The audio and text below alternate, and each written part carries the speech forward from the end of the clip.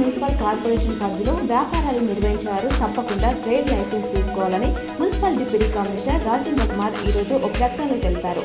వ్యాపారాలు కొనసాగించేవారు వాటిని మార్చి 31 లోపు రెన్యువల్ చేసుకోవాలన్నారు. ఎమ్మెల్సీ తిన్మార్ మల్లన్నను వెంటనే అరెస్ట్ చేయాలని కామారెడ్డి జిల్లా బీబీపేట మండలం యాడారం గ్రామ రెడ్డి సంఘం ప్రతినిధులు తీర్మానం చేశారు. బీబీపేట మండలం యాడారం గ్రామంలో రెడ్డి కులస్తులు ప్రత్యేక సమావేశం నిర్వహించారు. ప్రతినిధులు బాపురెడ్డి నరేందర్ రెడ్డి మాట్లాడుతూ అగ్రవర్ణ కులాలపై ఆయన అనుచిత వ్యాఖ్యలు చేయడం సరికాదన్నారు.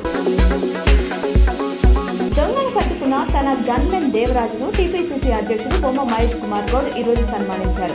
బీసీల కులగణన లెక్కలు తేలాయని, ఎస్సీల వర్గీకరణకు అసెంబ్లీ ఆమోదం లభించిందని కాంగ్రెస్ పార్టీ కార్యకర్తలు గాంధీ భవన్ లో సంబరాలు ఉంటే ఓ దొంగ ఏకంగా 8 సెల్ ఫోన్లను కార్యకర్తల జేబులోంచి ఎవరికి తెలియకుండా కొట్టేశాడు. సెల్ ఫోన్లు కొట్టేస్తున్న ఆ దొంగను దేవరాజ్ చాకచక్యంగా పట్టుకోవడంతో మహేష్ సన్మానించారు.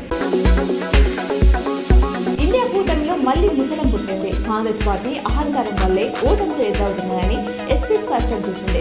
ఢిల్లీలో ఎగ్జిట్ పోల్ సాఫ్ట్ ఓటమిని అంచనా వేయడంతో రాహుల్ గాంధీపై విమర్శలు ఎక్కుపెట్టింది. కాంగ్రెస్ అక్కడ బీజేపీ బి టీమ్ లా పనిచేసిందని ఎస్పీ ఎంపీ రామ్ గోపాల్ అన్నారు. రాహుల్, ఖార్గే, వాద్రా బీజేపీ భాషలో మాట్లాడారని, ఆ పతనానికి ప్రయత్నించారని విమర్శించారు. టీఆర్ఎస్ నుంచి కాంగ్రెస్ లోకి మారిన ఎమ్మెల్యేలు కీలక నిర్ణయం తీసుకున్నారు. రేవంత్ అధ్యక్షతన జరిగే సీఎల్పీ సమావేశానికి హాజరు కావద్దని నిర్ణయించుకున్నారు.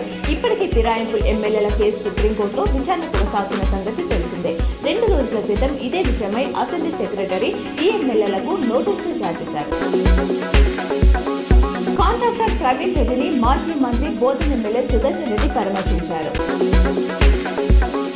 ఇందల్వై సిన్నపల్లి రైల్వే స్టేషన్ల మధ్య సిన్నపల్లి రైల్వే గేట్ వద్ద రైల్వే ట్రాక్ మరమ్మతుల వల్ల ఈ నెల 7న ఉదయం 6 గంటల నుండి 9వ తేదీన సాయంత్రం 6 గంటల వరకు రైల్వే గేట్ మూసివేయనున్నట్లు రైల్వే అధికారులు తెలిపారు. వాహనదారులు గమనించి సహకరించాలన్నారు. రెంజల్ మండలంలోని దూపల్లి ప్రాథమిక వ్యవసాయ సహకార సంఘంలో అధ్యక్షులు శేషుగారి భూమారెడ్డి అధ్యక్షతన మహాజన సభ కొనసాగింది.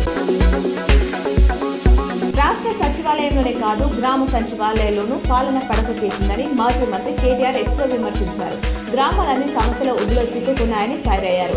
బీఆర్ఎస్ హయాంలో పల్లె ప్రగతితో గ్రామాల రూపురేఖలు మారాయని, కాంగ్రెస్ వచ్చి పాత కష్టాలు తీసుకొచ్చిందని విమర్శించారు.